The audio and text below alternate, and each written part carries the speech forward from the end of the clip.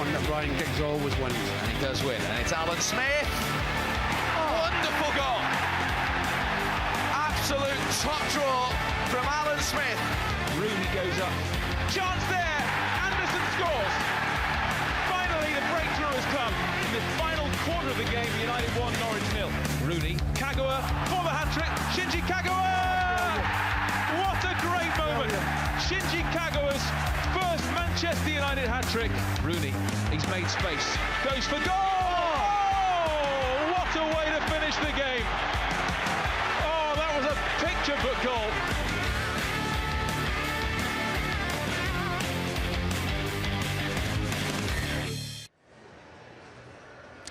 The sun is shining, the pitch is watered. It could not be a more beautiful day for some football in Manchester. And I don't want to get everybody too excited, but on the last 5 occasions Norwich City have come to Old Trafford, they have lost 4-0. I'm not saying that's what's happening, but my fingers are crossed we are in for something very special indeed, despite the difficulties that Ralf Rangnick faces picking his team today, because we have got a few injuries, and I am going to be talking about those with Siobhan Chamberlain and Wes Brown. Hello and welcome to Old Trafford for what we're hoping is going to be a fantastic day of football, because we've got fantastic weather. Siobhan, I'll come to you first. We're going to get the team news very soon, but before that, we know there are players that are unavailable. There's no Fred, there's no Scott McTominay, there's no Raphael Varane, there's no Cavani. And of course, Nemanja Matic has announced that this is his last season at Manchester United. There's a lot to get in today, isn't there? Oh, there's plenty. I think with Manchester United at the moment, we all know there's tons of talking points, and today there's even more than you'd normally have. So it'd be really interesting to see when the team comes out, because there's bound to be changes with the personnel that you said that are missing. Be interesting to see what kind of formation and team he goes with. Wes, what would you do if you were in charge, looking at the players that aren't available and the ones that you've got?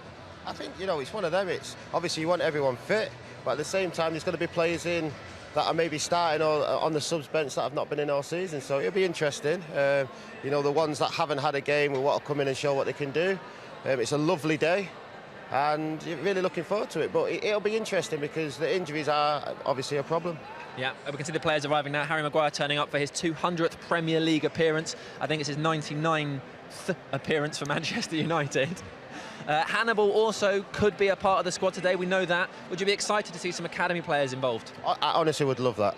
The situation we're in now, obviously we're looking at other teams to do us a favour, but it's that time of the season now where, if the manager is looking at it, he can bring especially the young lads who have been training, working hard, give them a game, see what they can do, and I'm sure the young lads would love that.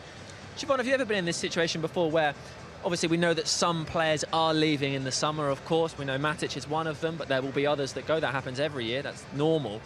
But at this point in the season where it's hard to say what it is that they're playing for now every match until the season finishes. I think you'd like to say you're playing for your own professional nature as a person. Everyone that plays as a professional footballer is competitive, they're driven. That's how they get to that level in the first place. You're never going to get to playing for Manchester United without being a driven, competitive person. And I think you hold high standards for yourself and for your teammates, and I'd like to think that every player that has ever played for Manchester United has those kind of standards, and whether you're staying on, whether you're being released, whether you're signing for another club, you should still step out onto this pitch and give it your absolute all. Perfect. Right, we're going to find out who will be stepping out onto this pitch. Here's Stuart Gardner with the team news.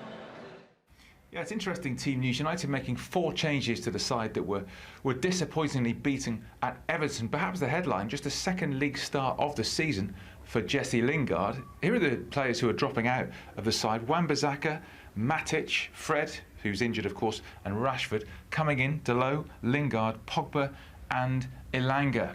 So let's take a look at the lineup. It's David De Gea in goal. This is the back four: Dalot, Lindelof, Maguire and Alex Telles. Now the centre of midfield, who's going to play alongside Paul Pogba? Well, I've gone with Bruno Fernandes. It could be Jesse Lingard. Well, I've got Jesse at number 10 if you like, with Elanga and Sancho wide and Cristiano Ronaldo, the match winner in Norwich in December, through the middle. On the bench is Henderson, Eric Bailly back in the matchday squad, Jones, Mata, Rashford looking to make his 300th United appearance today.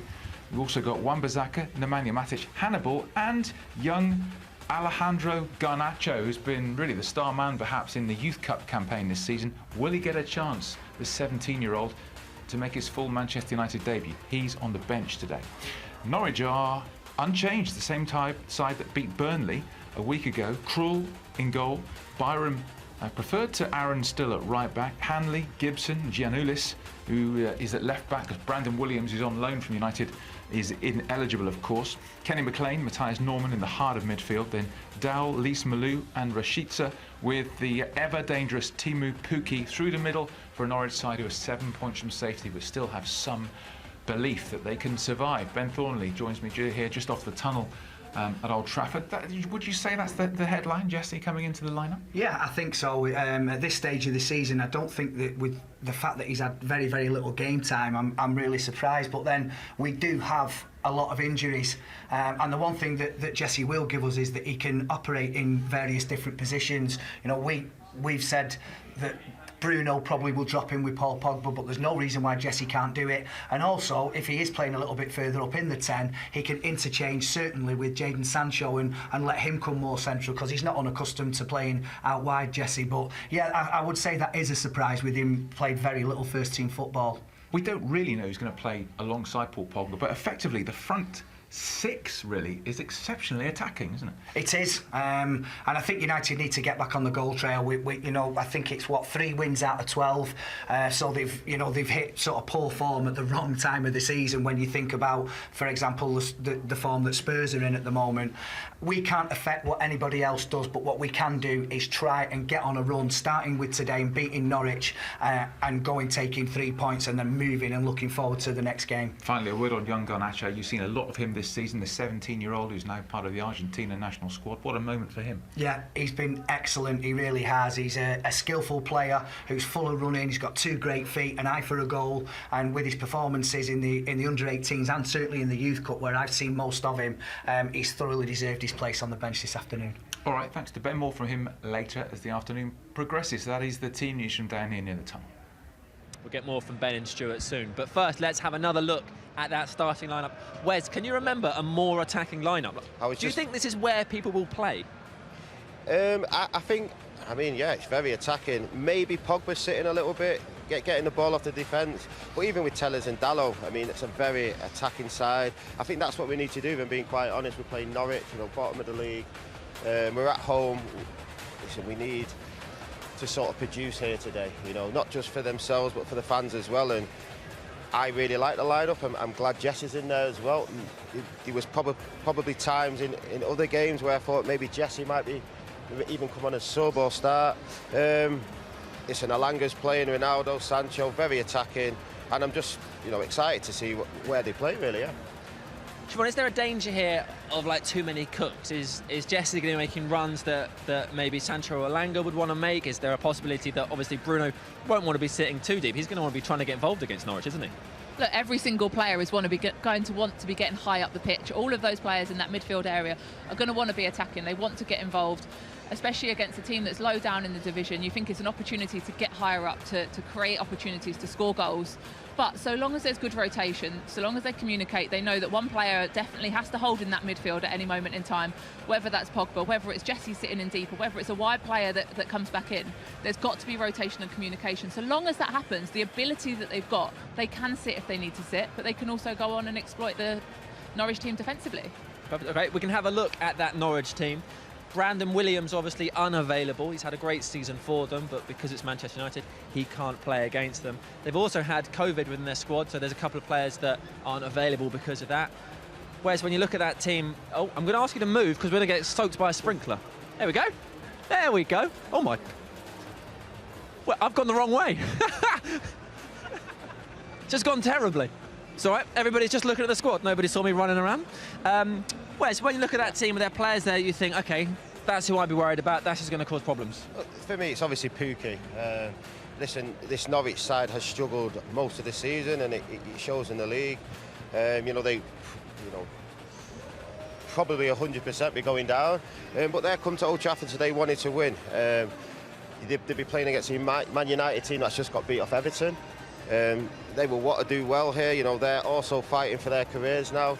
Maybe other teams might pick them up if they are to go down. But for me, Pukki is probably the main man. If he gets an opportunity, he can score for them. It's also that easy thing, isn't it, to think, oh, well, it's Norwich. They are about to be relegated, almost certainly. They're coming to Old Trafford. We'll get loads of goals. But they just beat Burnley. They've proved they've not given up yet. beat Burnley, drew with Brighton as well. They're on a bit of a roll. Their last 2 games, they've performed well, they've got decent results and kind of given themselves that little glimmer of hope that perhaps that magical escape could happen. I mean, I think it's a little bit too late for them now, especially with the results that are going on from other teams at the bottom half of the table, down in those positions. But it's a great opportunity for them to come here today without necessarily the pressure. Yes, they're in the pressure of getting relegated, but they're not expected to come here today and get a result. But they'll have seen results from other teams down there at this Old Trafford this season, and they'll know that they've got a chance. And that's unfortunately where we're at the moment. Teams come to Old Trafford now knowing that they can score goals, knowing that they can get results. So United need to put it right today. Absolutely.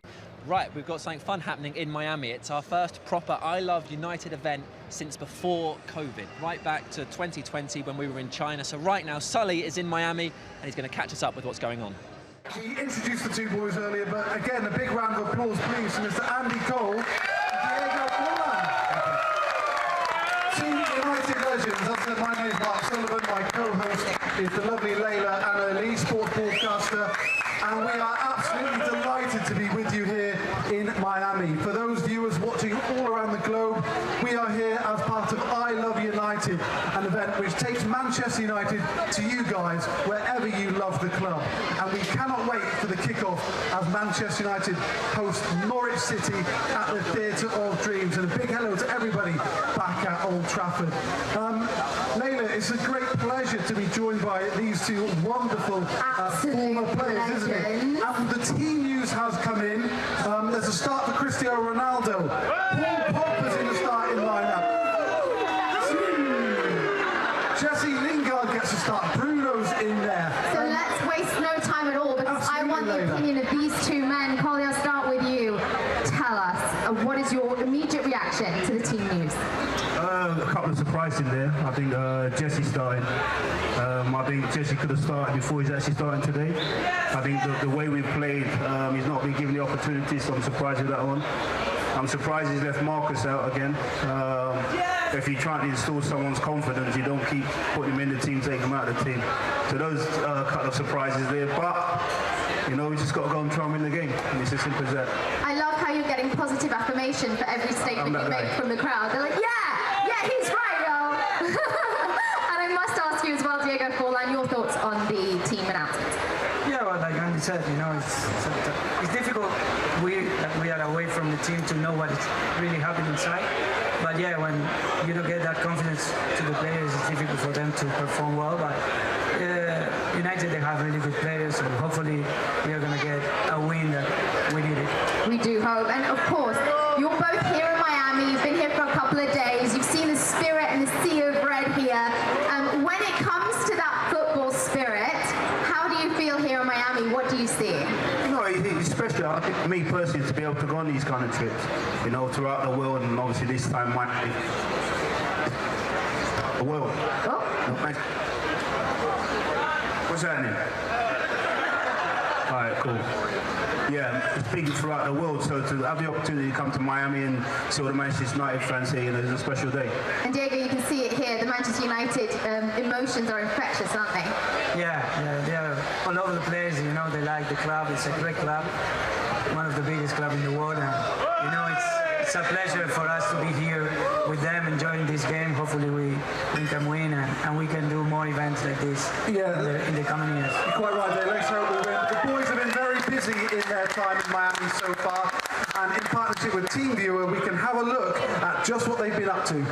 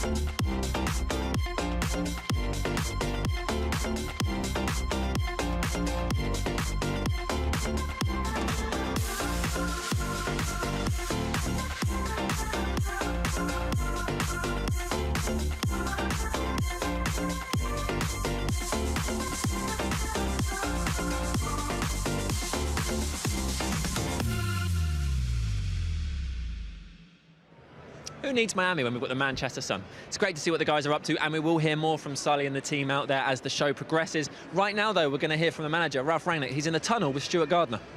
Well, Ralf, you've made 4 changes from the Everton game, and a rare start for Jesse. Why is that today? Well, we are missing a few of our midfield players, and in the last 3 games we were struggling to score goals and create big chances. And that's why I decided to go for Bruno and Jesse in midfield, plus Paul. So we have enough creativity on the pitch in order to score goals and prepare and create moments in order to be able to score. But it's also important to have the right balance defensively. It looks like a very attacking lineup. Are you hoping that we find that sort of clinical edge today as well? Yes. But as I said, against Everton and also against Leicester and against Atletico, we didn't create that many chances. And today in our own house, hopefully this will get better with this lineup. But as I said, we also need to be on the front foot against the ball and make sure that we have, in all of the situations where Norwich gets in possession of the ball, all the players behind the ball. And nice to see Alejandro Garnacho on the bench. He's done very well in the youth team this season. I suppose it'll be a great experience for him at just 17. Yes, he's been training with us now for the last 2 weeks, and I know that he's one of the most promising players, still only 17, but a player that hopefully, if he keeps his feet on the ground, if he keeps trying to get better every day, that will not only be sitting on the bench, but at one stage also be playing for this club. Hope it goes well. Thank you very much, Ralf. Thank you. Cheers. Thank you. Cheers. Very always good. Very always good. Some solid English from me there. Good to get the insights of Ralf Rangnick, especially with this team selection, which is so fascinating because it's so attacking. So when you're talking about the creative options that we've got there, and they're endless, aren't they? They are, and I think that's one of the biggest things that's potentially been missing over the last few games is in midfield, has it been a bit safe? Have we lacked that kind of those penetrating passes, finding those runners? And there's no doubt today there's a lot of players that can make those passes and get on the end of them. It's making sure that there's that rotation that I talked about before, making that creative like options for the team, but also making sure it's stability like behind. He said making sure that you're defensively in the right shape, and that's going to be the task today for whoever he gives that responsibility to, whether it's one player in particular, whether it's Pogba, whether it's Fernandes. Can't see either of them particularly wanting to sit too deep, but they've got to take that responsibility. If I'm the deepest player, I need to hold and I need to protect that back line. Wes, one theme that's come up a lot this season when we've had results that didn't go away, I know it came up against Everton. I was in the studio here with John O'Shea and Darren Gibson, and they said one thing that we lack sometimes when we attack are selfless runners who are making runs out wide or maybe through the middle just to move defenders knowing they won't get the ball. Is that something you've noticed? Is that something you want to see more of? Are there players that you would highlight and say, that's where I'd like to see Sancho, Elanga, Ronaldo? 100%. I mean, if you look at the top teams, your Man Cities, your Liverpools, you will see off-ball running the whole game. You know, it makes space for other players to come in. It messes with defenders' heads, and you know, even bringing Jesse in, Jesse is sort of that person who will make that sacrifice run to open a bit of space somewhere else. So, you know, this team definitely can do that, and you know, hopefully with the obviously the attacking options we have, we will see that sort of movement to help the team. I'm glad you highlighted Jesse, because I can now do a really smooth link. We're going to hear from Jesse now. He did a fans Q&A.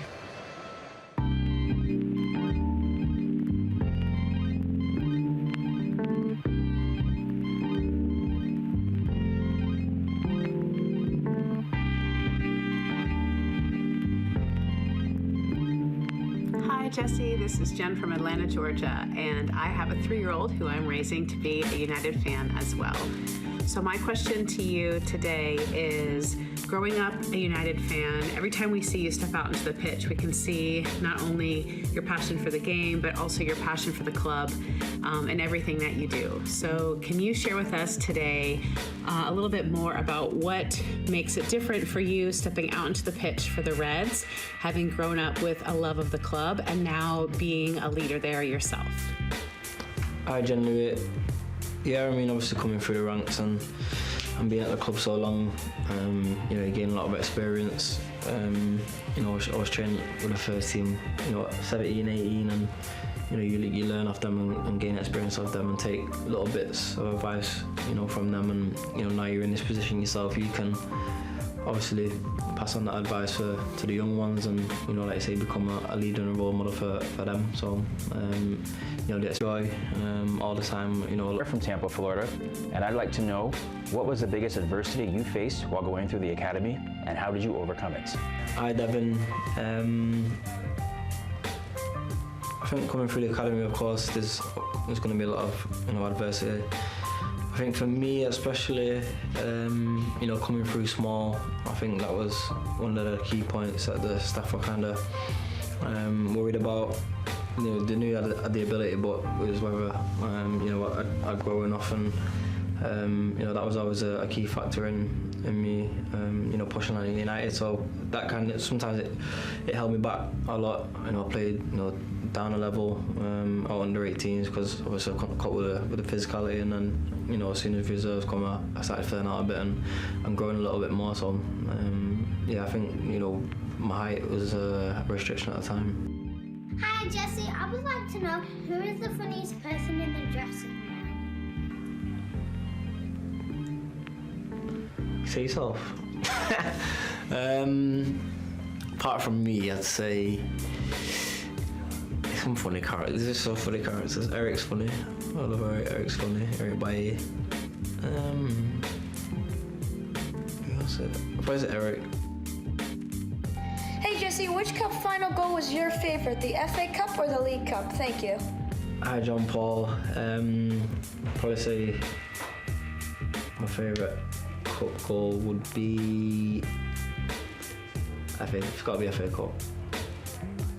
But I like both. I like both of them. I think obviously the importance of the FA Cup, you know, for us to win it and get a trophy that season was big, and obviously the Community Shield one. That was one of the first starts under Jose when he first came, and he gave me the confidence to go and play, and you know, I showed him what I could do. But I would say FA Cup, yeah. Hey Jesse, out of all the places you played in the world, which stadium had the best atmosphere in your opinion? Hi Ian. Best stadium and the best atmosphere, OT, especially like Champions League nights. You know, the atmosphere raises the roof. I remember the first game when Ronaldo was there. I've never seen like that before. The atmosphere was incredible. It was a joke. Jesse, hope you're well. I wanted to ask, what is on your playlist before a match, and who on the squad has the worst music taste? Hi William. To be fair, the playlist for the game, everyone's like picked like a few songs and put it on the iPod, and then it just pretty much just shuffles. So there's a mixture of obviously, you know, rap, hip hop, Spanish music, French music, Brazilian music. It's quite a mix, to be fair, on the speaker before the game. Hey Jesse, Mike from DC. Of all the Manchester United legends, who would you want to play with in a competitive match? Hi Mike. I'd probably say when I played with, I'd probably say George Best. The way, like, he's one of the best footballers in the world, one of the best footballers at the club that's been here. And you know, to see, you know, videos of him playing back then, like the things he's doing was you know, top level, top tier, and you know, you see the quality he has, and you know, to play with him will be amazing.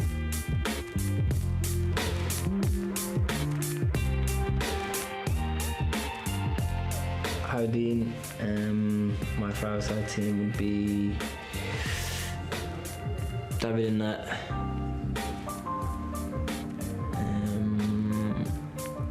I'd probably say Victor at the back.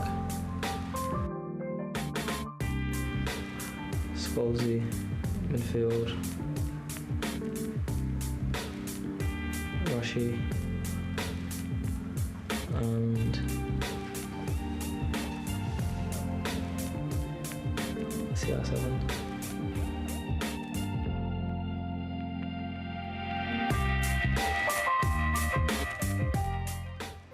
Some goals there, weren't there? Very good goals, yeah. So we know that Norwich aren't relegated yet, and we don't know where in the table Manchester United will finish. Spurs, my latest update in the 89th minute, was still drawing 0-0, so they've potentially failed to extend their lead in fourth place any further. So as it stands, the competition for fourth still exists. We can have a look at the league table in a moment. Obviously, we've got fans at the moment just enjoying the sunshine because it's a spectacular day. Beautiful day. Wes, at what point do you say it's too far, it's gone? I think we say that if we don't win today, if I'm being quite honest. And it's not just Tottenham, there's Arsenal, obviously with a game in hand as well. And then West Ham are doing really well. So, I mean, we just have to think about ourselves. We have to perform today. We've got a very attacking side. And just win each game now. And then hopefully, you know, the others falter. But like I said, we can only do what we need to do. We've had many chances, you know, games before where we've messed up. But this is another occasion where we can keep it going. George, you feel the same way?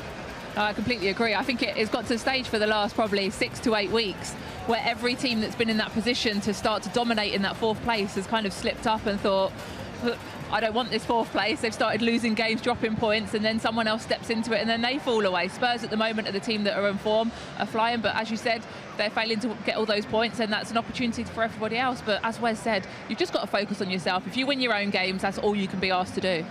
Wes, the manager was asked in his pre-match press conference if there's a benefit to not playing any European football, if he would rather us not qualify for any European competition. Can you see any argument for that? Can you see any logic in that? And if you could, what would that mean for playing these fixtures? Yeah, I mean, don't get me wrong, listen, we want to be in Europe, you want to be in the Champions League, that's the whole purpose. We all enjoy it as fans as well, that is the big stage. But obviously, if there was no Europe at all, you could basically focus on the Premier League. You know, you had everyone fit, you wouldn't be travelling, there'd be sort of no excuses. But yeah, I mean, me as a fan now, I'm sure we all want to be in Europe. We all want to see these games. We want to play different teams from different countries. So, but yeah, possibly there would be an advantage. Okay, interesting. Siobhan, I'm going to get your opinion very soon. But first, we're going to head back to Miami, where Sally is having a wonderful time at our latest ILoveUnited event with some very passionate Reds. Hello again, Miami. Make some noise for Manchester United. So I hope we've all had a good chat about the team news and are excited for the game.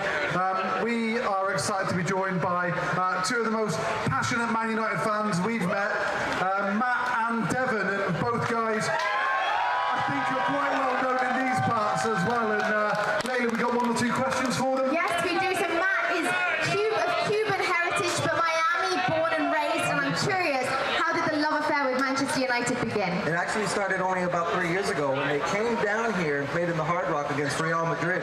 A lot of you remember it was 2-1 victory. I think Alexis Sanchez scored, I recall. But yeah, it's only been 3 years, and now I'm the president of the Miami Supporters Chapter. And if it wasn't for Man United, I wouldn't have met my fiance who's sitting right there. So we're going to get married in a year. So I'm very, very, very excited about that. I love you, baby. I love the love that this spreads. Exactly, and that's what the club's all about, spreading that love. It's a family club, and we all support the the same team in the same way wherever we are in the globe. And you are a bit of a globetrotter yourself, Devon. You've made the pilgrimage to Old Trafford. How was that? It's incredible every single time that I go. I've been more times than I can count, and I'm so grateful that I'm at a point in my life where I'm able to do that, because that was always a dream growing up to be able to make it there one day. And now I have the opportunity to, and I don't pass up a chance now. We love that. It's great to see everybody. How successful is the supporters branch here? Just look out here right now, and there's your answer. Yeah, it is wonderful, and we had the pleasure of visiting your supporters club yesterday, and it was fantastic, and we were really well received, really well hosted. We're going to go back with the live show now and go to a box-to-box interview with our Portuguese fullback, Diogo Dalot. All you need is, half a yard, and that's what I did. Obviously try and push him down the line, but if he comes off on his left foot, you've got to block the shot. I know I will not be offside on this line because I'm watching him, so I know where he is. Pressing is a big part of the modern game, and it's something that Diogo does very, very well. Let's take a look here at some of the highlights of Diogo's pressing this season in the Premier League. Getting to the ball first, getting to the ball quickly, getting up the pitch, winning it back for the side, that's a really crucial part of the modern way, isn't it? Yeah, obviously. I mean, when we try to press high to keep the other teams with pressure, don't let them get in on the first attacking phase. I mean, that's a huge point for us, and obviously doing this with quality, doing this with speed gets a little bit more easy for us when we get the ball back and up the pitch. So that's obviously a big part for the nowadays game, and we want to do that. And it can lead to chances as well. We just saw part of your work there giving Marcus Rashford an opportunity on goal. We'll see it in some of the other clips as well. If you can win the ball in those high positions, often you can get opportunities like that. Yeah, because we're a little bit closer to the goal than if we drop back and we press on the halfway line, for example. These examples are good because we recover the ball more or less on the final third, and we are closer to the goal to score, and that's the big point, and I think we score on this one. Yes. Yep. Yeah. So that's the perfect example of pressing high and then having the reward that scores. Yeah, it's not always about winning the ball back and then going on to cross or assist. Sometimes it's just about winning the ball back. Sometimes you don't need to touch the ball. I didn't touch the ball on this example, so it's just to put pressure on the opponent, and he just gave us the ball back. So it's a good clip to show how we should press every single game. From a current defender to a retired one, Zara is with John O'Shea. Hey guys, so we're at the Marriott Bonvoy Seat of Dreams here. It's pretty comfy. I mean, I'm joined by John O'Shea. You enjoying it here? Yeah, it's a great spot to view the game from, but obviously the comfort as well. It's a great idea from Marriott, and the Bonvoy Seat of Dreams has gone down well with the fans. Gone down pretty well now. You're hoping to be a bit comfy, during the game and stuff. Hopefully, no tense moments. How do you reckon it's going to be today? No, I'd hope United will be able to win the game comfortably. Both halves kind of take the lead early and take some confidence from that. They have been obviously creating lots of chances in games, but haven't been taking them. So hopefully today is the one where they take a lot of the chances they create. Fingers crossed. Fingers crossed indeed. And what player do you think that could make an impact in this game today? Who should we be looking out for? Yeah, look, Jesse. I think Jesse coming back in is not that he has anything to prove, but he might just have a kind of bit more anger in his performance maybe today to say, hold on a minute, I should have been playing a lot more games maybe. So Jesse, and I'm sure Ronaldo and Bruno will be smelling some goals and assists as well today. Fingers crossed that will be. Now, I've got to ask you, a score prediction. That is what we're going to want to hear from you. What are you going for, John? I asked my son last night and he said 3-1, but I'm a bit more confident. I'm going to go 4-1. 4-1 to the Reds. That sounds delightful. And who's going to score for us finally? Oh, look, I'll take anybody. I think Jesse and Bruno will definitely score. Well, that'll be amazing. Fans there booing the Norwich players Good too. Timing. Yeah, perfect timing. But thank you very, very much for joining me, and hopefully you have a good game. And back to you guys. As you can see, the players are now out warming up. crowd's in fine voice. We have got under an hour until kick-off. Well, it's half an hour now until kick-off. Where's, I imagine, an emotional week for Nemanja Matic to announce that he's leaving. We know he's going. We know he's going to give us all in his final 7-8 games. How did you feel when you knew you were leaving Old Trafford? Yeah, well, first of all, Matic has been a fantastic professional.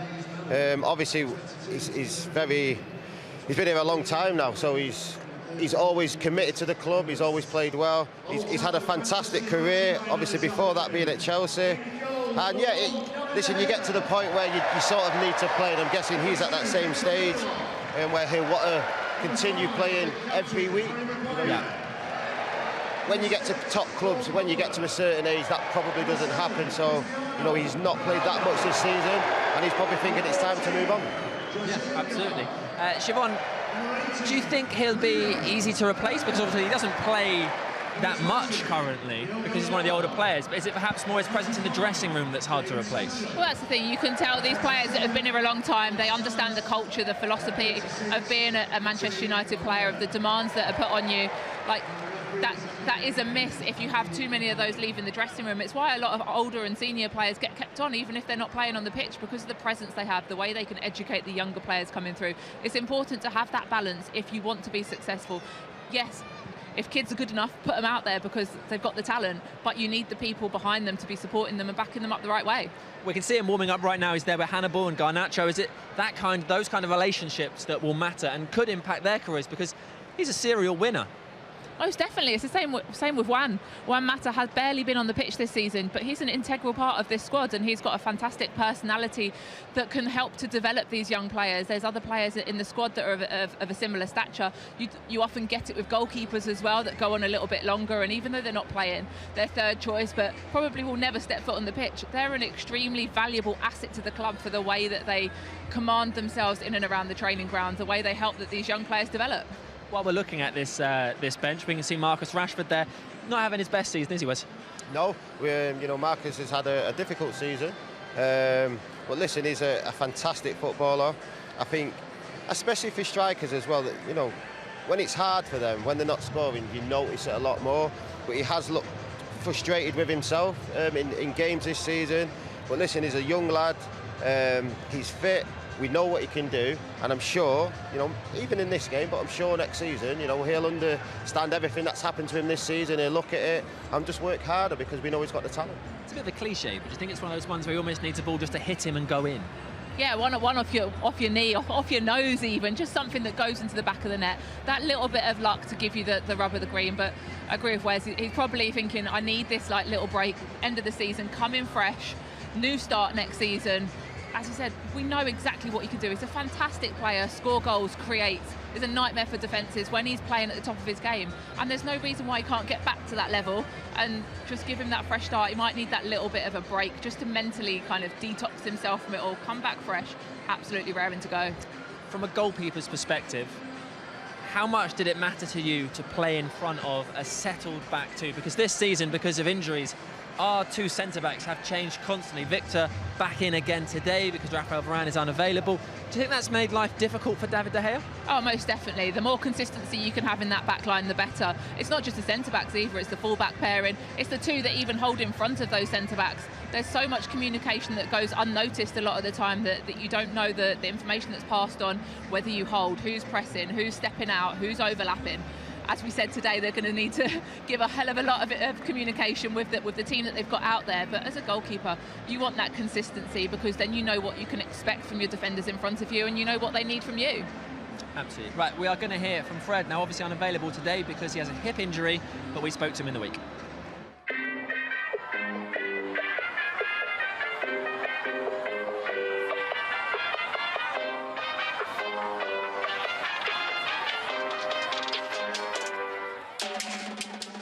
Turns it around the corner to Fred. Fred's going to give it to Jadon Sancho. Sancho in the penalty area. What's he going to do? Gives it back to Fred with the strike. Fred, the substitute, makes a big difference. Smashes it home for Manchester United. And they retake the lead on the 70-minute mark. Leeds United 2, Manchester United 3. And it's Fred's left foot that you've got to thank for it. Looking at on the pitch, we know it's going to be a battle till the end of the season for the Champions League places, but How important is it to fight to the very end, and what will be key in these next few games, do you think? Cara, a chave é nós estarmos unidos como grupo, como dentro de campo ali. Sabemos da dificuldade que estamos passando, sabemos da dificuldade que vão ser os próximos jogos, mas se nós nos unirmos, estarmos juntos como um grupo ali, tenho certeza que a gente consegue, porque temos jogadores de qualidade, temos jogadores de classe mundial aqui, que qualquer momento dentro de campo pode fazer diferença, mas para isso nós precisamos jogar juntos, jogar compactos, escutar o treinador, ver o que ele tem para passar ali, treinarmos bem na semana. Então isso tudo é a chave para a gente poder chegar no jogo do fim de semana, nesses próximos 8, 9 jogos que nós temos, e sair vitoriosos e a gente buscar o nosso objetivo. Então temos que batalhar juntos, batalhar como equipe. In our next game at Old Trafford against Norwich, they've struggled this season, had a tough time, but they gave us a difficult game at Carrow Road. What are your memories of that, and are you expecting a similar match? O primeiro jogo lá ganhamos de 1-0, foi um jogo bem difícil. É uma equipe... você jogar Premier League não tem jogo fácil, todos os jogos são de extrema dificuldade, você tem que estar na sua máxima concentração para que você possa fazer um grande jogo, e contra o Norwich não vai ser diferente. O primeiro jogo lá tivemos uma dificuldade, ganhamos de 1-0 com gol de pênalti do Cristiano. Uma equipe que defende bem, sabe jogar também. Então vamos estudar na próxima semana aí para que a gente estudar a equipe deles, vamos trabalhar bem, treinar bem, e para que assim a gente possa fazer um grande jogo contra eles e sair vitorioso. And how important will the fan support be in the last few games, and how much love have you felt from them? They've been really behind you this season. Eu sei que os fãs queriam muito mais, né, nessa temporada da gente, queria que tivéssemos chegado nas competições, nas Copas, na Champions League, poderíamos ter ido mais longe, mas tenho certeza que os fãs vão nos apoiar em qualquer momento. A gente sabe que eles estão com a gente, então nós também vamos procurar fazer o nosso melhor para que eles possam estar junto com a gente também, né? Então o que a gente quer é que nossos fãs nos apoiem, estejam junto com a gente ali todo o tempo dentro de campo, nos apoiando, gritando, comemorando cada gol. Então tenho certeza que nos próximos jogos eles vão estar junto com a gente.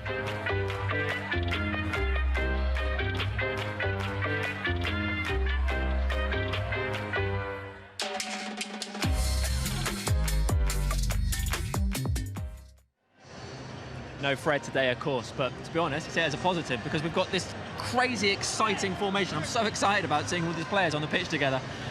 After the result against Everton, I can only speak for myself. You feel a bit disappointed. I imagine the players feel it more than that. I mean, we can see them training here. This is yesterday. But how does the week run after a disappointing result like that? Do you talk about it? Do you look at it back? Do you just try to forget about it and move on? I'm pretty sure when you do take a defeat like that, it's a game we needed to win. Everton have been struggling. You will look at videos, and personally you'd look at how you did and look at clips on yourself and what you could have done better. But I think in general you then have to forget about it. You do look at the negatives, but you have to always look forward. And we're playing a team today that isn't doing particularly well. Yes, they have beat Burnley, and I don't think they'll be scared of us today, in the sense that they sort of know their own fate already, so they're just going to be here to enjoy it. They will attack, but with our team today, we have got a very strong lineup, attacking lineup. So you're expecting us to create and score goals, and that's what the lineup says to you. Shimon, would you use training to get over results? Would you focus on those kind of results, or would you, from a mentality point of view, how did that work for you? I think sometimes you over-analyse, you keep watching videos, you keep looking back over it. What have I done right? What have I done wrong? What could I have done better? Yes, there is a place and a time for that, but sometimes it's just put it to bed. It went wrong. It didn't work how we wanted to do. We had this plan that should have worked perfectly, but it didn't. We've got to focus on what's coming next, and we've got to look at the positives. Sometimes it might just be a really fun shooting, five-a-side session the next day to get people back enjoying football, because you can go out there and you can be really demoralised and all you're thinking about is that game you lost. You want to bring the fun back to it, because if you've got players out there playing with a smile on their face, enjoying what they're doing, that's when you get the best results. So it's about changing that mentality and getting back to winning ways and getting back to enjoying playing football. Did that work for you? Because I suppose when you get a result like that you don't like, you'd be annoyed with the result, but you might be annoyed with some of your teammates, you might disagree over performances, or, I don't know, small things like who was marking who and so on. But then when you get back on the training pitch, I suppose all of that disappears and you become mates again. Yeah, 100%. And you, if anything, you work harder after a loss. Well, I used to, you know.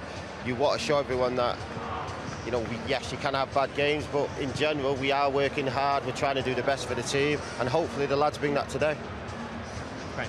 The players are now having a shooting exercise. Bruno Fernandes up now, Wes. Is this going in? Left foot, no. Yes, I mean, yeah. It's a lovely finish, wasn't it? Okay, Jessie, Siobhan? Goal. It's a hell of a goal. Definite Right, goal. we won't keep doing that, it would get very boring. What do you expect from Jessie today, Siobhan? Because he's not played a lot of football this season, has he?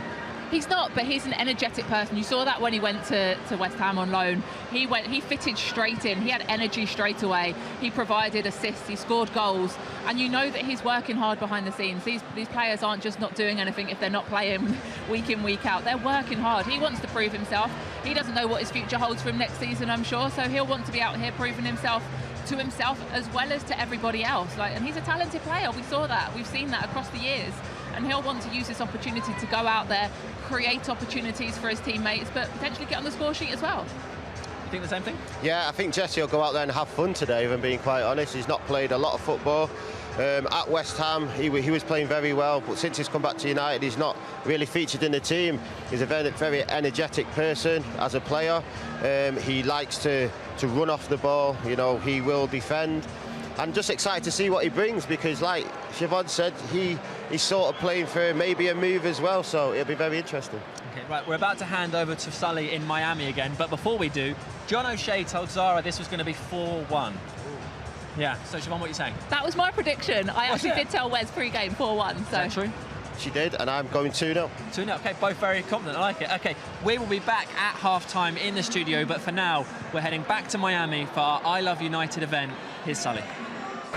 Thank you very much. I'm joined now by Braxton Berrios, New York Jets wide receiver in the NFL. Woo! You can hear the splattering of applause. And I'm so honoured to be joined by you today, because you're a man who's experienced so much. Obviously, you played your college days here in Miami. You played across the world, and you've witnessed the European soccer fans. We can go with soccer, football. I don't know what we're doing. Football. Yeah, good man, good man. And I wanted to know from you the difference between the fans, the spirit and the vibe. What have you seen and witnessed? Well, I think they're very similar, that they're all passionate.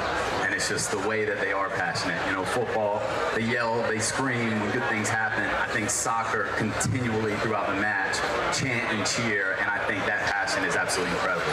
It's the chanting, isn't it? It is. You like the chanting? I love the chants. I gotta learn one. Y'all gotta teach me one. Yeah, we can teach you some Manchester chants. I think we can teach him a chant, can't we? I like that one. We can start with an easy one. Viva Ronaldo! Viva Ronaldo! Running down the wing, hey United sing, Viva Ronaldo! All right, that's an easy one. Thank you, guys. We'll get better. We'll get better.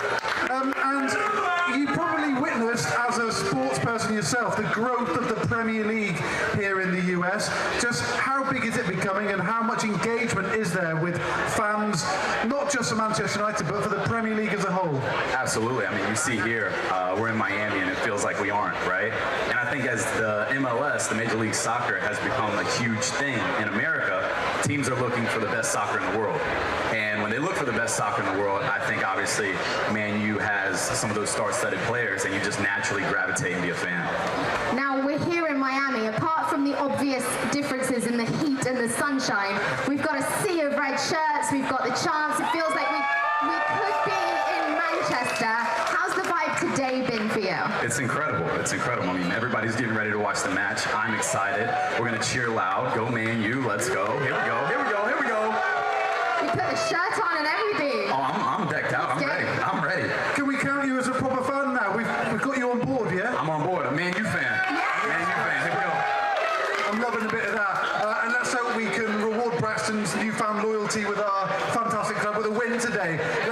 Manchester United can do the job against Norwich City. Braxton, absolute pleasure having you on stage.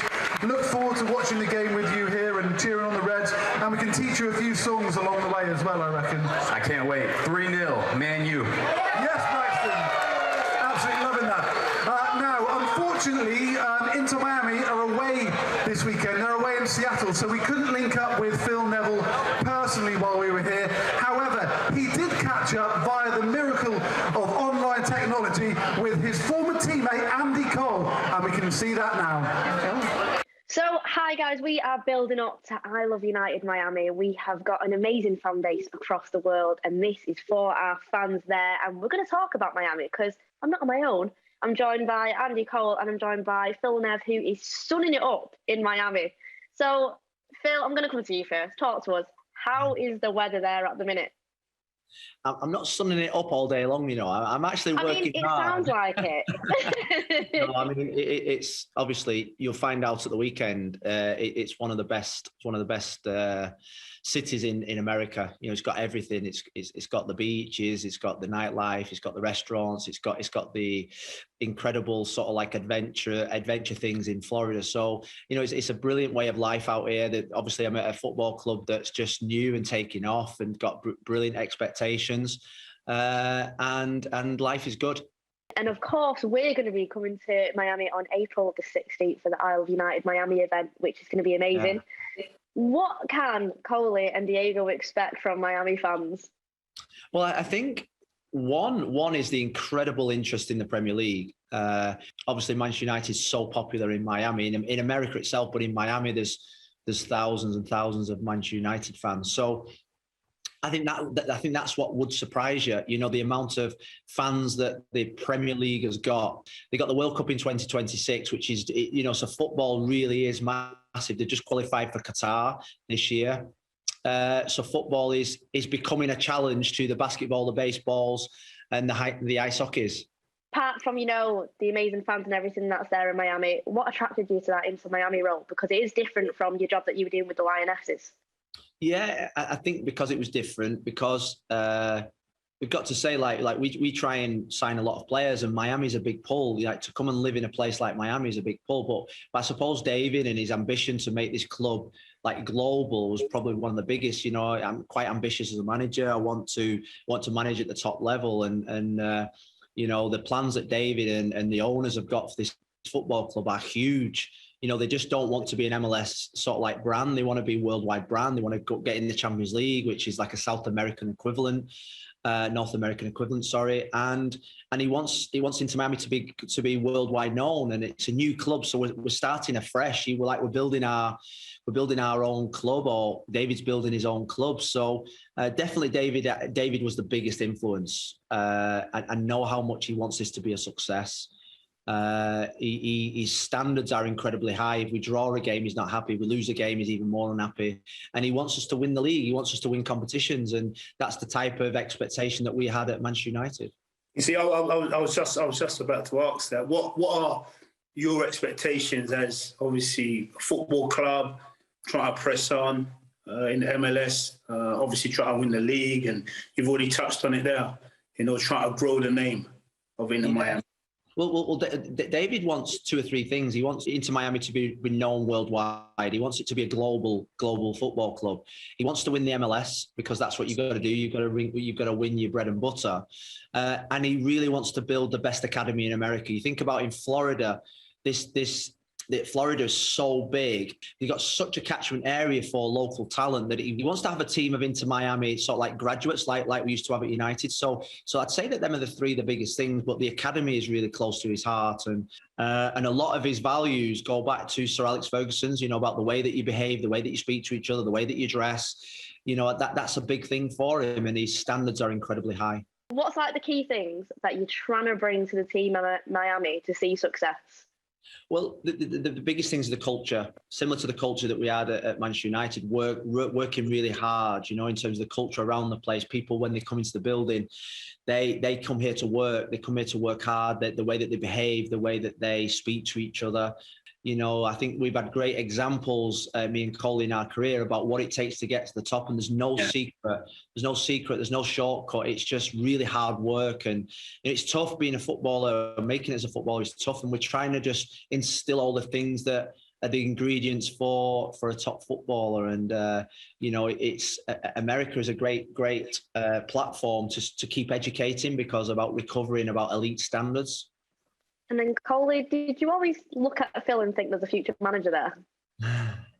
Well, if there wasn't, he wouldn't be in America now. He wouldn't have the opportunity to have gone to Valencia or manage the women's team, England team. So, yeah, and I think once you put your mind to it, we've all got potential. I mean, that's what Phil wants to do and what he wants to manage at the highest level, like he spoke about there.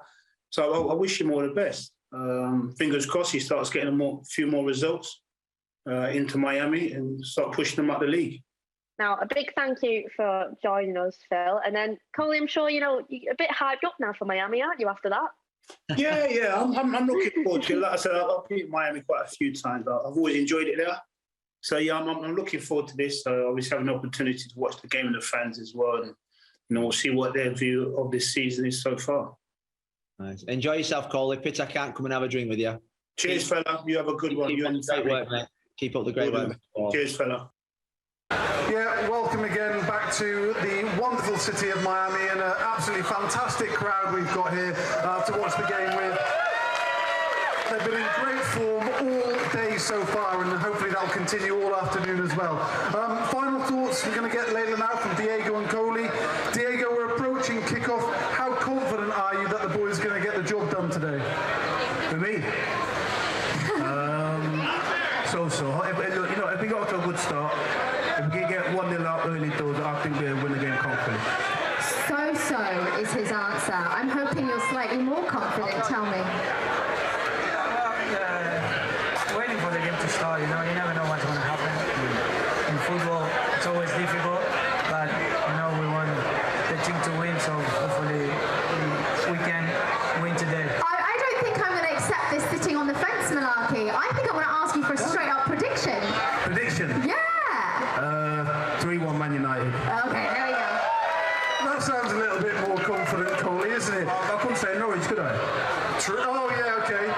And you've trained and worked with Cristiano Ronaldo. Diego, how important is Cristiano for us today? Yeah, he's very important. He's one of the best players in the world, you know, in the history of football.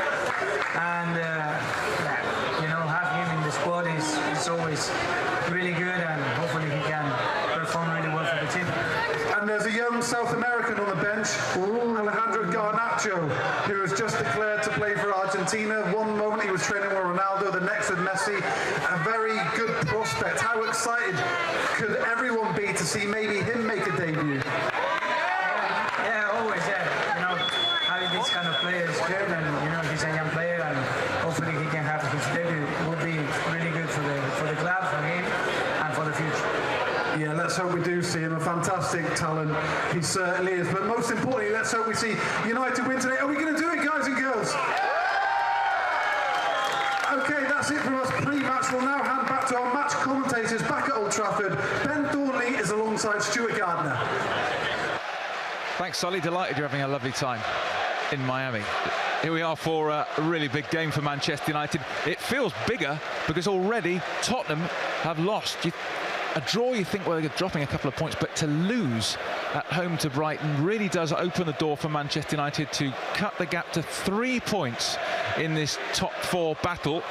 But the issue is for United, they need to get the job done themselves by beating Norwich, and that's all that matters today. Yeah, that's the thing. There's no point in other teams dropping points, which we need them to do if United are not going to capitalise. Listen, this is a Norwich team that are at the bottom of the league for a reason, but, you know, they will come here with a certain degree of confidence, having won last week and giving themselves a lifeline to be able to survive in the Premier League. It's a tall order, probably just as tall an order as it will be for Manchester United to finish 4th, but the belief still has to be there, especially with Spurs' result today. Yeah, I mean, Ben, it's a critical week, isn't it? Because you think there are clashes with Liverpool and Arsenal around the corner, but those games, really, they're going to mean very little unless we win this. Yeah, completely. Listen, we know that we're in for 2 tough games, but we're in for a tough game this afternoon. But if they can come away with 3 points, no matter how then it will give these lads some confidence going forward for Liverpool. And then what I see as the real crucial game against Arsenal. Like days of old, isn't it, now, with both teams together in the tunnel, both coming out at the same time. And United, if you missed that bit of team news earlier, obviously Fred added to the injury list containing Varane and McTominay, Shaw and Cavani. Just a second Premier League start this season for Jesse Lingard. It looks, Ben, an almightily attacking lineup. Yeah, it is. United need to start scoring goals, because that is definitely something that has been lacking in the last couple of weeks, really since we played Spurs and Cristiano hit that wonderful hat-trick. So he's gone with a very sort of attacking lineup. Jesse Lingard being introduced will give us some legs in there, and he can also interchange his positions. So let's see, even if he only gives us 70 minutes, what those 70 minutes can produce for us. And also, Ben, a really special afternoon, isn't it, for 17-year-old Alejandro Garnacho, who we've seen so often this season in the reserves and the youth team. He's done great in the Youth Cup, and now he gets an opportunity to be part of a Premier League squad. What a great experience for him. Well, this club has got tradition of promoting players from within, and there's absolutely no doubt in my mind that he has deserved his place on the bench. We've watched him in the FA Youth Cup. He's been sensational in the run to the final, and he definitely needs one more game to still produce the same form for the lads to win it, but thoroughly deserves his place on the bench for his performances. Yeah, beautiful afternoon at Old Trafford. That spring has very definitely sprung. Now Manchester United need to get the win, with games fast running out. All right, we're all set. Manchester United against Norwich. We're going to cross to our radio commentary team here at Old Trafford for the first 45 minutes. The great Mickey Thomas is with Tim Long. Thank you, guys. Thank you, guys. There has been a parting of the Manchester clouds. A ray of hope offered by the Seagulls from the south, with Champions League